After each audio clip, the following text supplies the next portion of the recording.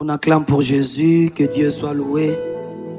Nous bénissons l'Éternel, merci notre Dieu pour l'opportunité, la grâce au Salibiso.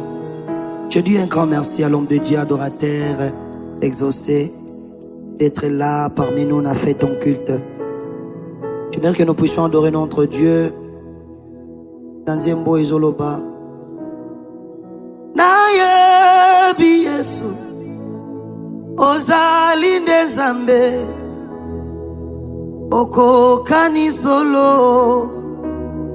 amoto te Yesu nangai doto nangai oyele kimonene ete mokolo moko amona elongi na yo naye bi Yesu ozali ndezambe nangai oko kana na yo na moto te nzambe nangai ndoto nanga oyeleki monene o emokolo moko mona elongi ya Jésus oh Yahweh nangai oh Yahweh nangai. Come on, l'homme de Dieu. Mokolo moko nazwaki pasi bayaki kosunga ngai mabundisaki motema kasi bazwaki esika na ngai te tokabolaki lipa elongo mpona kobosana pasi kasi pasi ya motema tokokabola ndenge nini nzoka nekulusu Yesu azwaki esika na ngai pasi esengelaki nga namona ye namemaki mananga nalinga yo tokoma nzoto moko maboko nanga ekomi maboko na ye mananga nalinga ye tokoma moto moko maboko nanga ekoma maboko na ye nayebi Yesu nzambe ozali ndezambe nayebi nzambe okokani solo na moto te Yesu na imandele ya boshanda toto nanga oyeleki monene ete mokolo moko namona elongi na yo nayebi shilo nayebi Yesu ozali ndezambe papa na bana bitike okokani solo eba boshanda na moto te Yesu nanga ndoto nanga oyeleki monene ndoto nanga yango ete mokolo moko namona elongi na yo unana lolelongo na bana tokozala basatu nyonso tokopangusa maya miso totangisa na mosala na yo totangisa maya miso na mosala na yo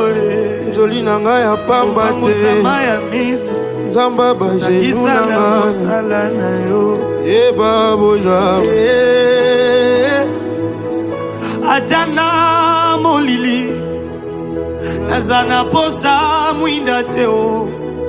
oyo pole na nga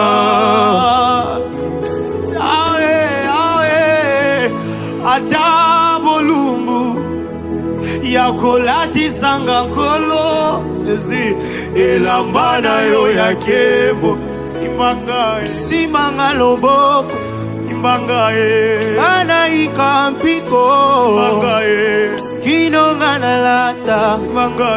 motole na kembo toleno ya kembo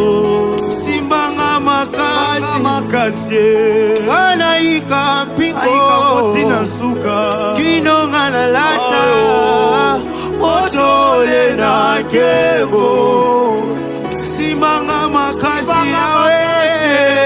ngana ikampiko kino na suka dino malala abona bebisa yo motole na nkembo pesanga loboko nzela etondi banzube na nzela yango kino na kolata motole na nkembo simanga makasi nzela etondi banzube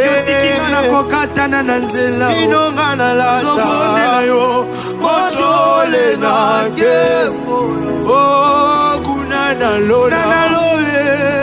Sokoyemba Ozane Ozane Ozane Ozane Ozane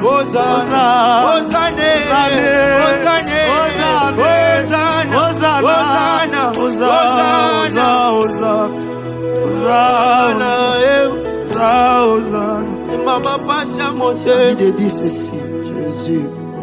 ils ont matanga motema nazana posako mona bilaka na yo olaka ngai baerere nanga bomoto empêche bilako olakanga te mpo na monango naza na posa komona bilako olakanga nabondeli yo kokangelanga motema te o kokangelanga motema te o kokangelanga motema te o yango nde eza losambo nazosenga na yo kokangelanga motema te o kokangelanga motema te o kokangelanga motema te o ozwaka moto pamba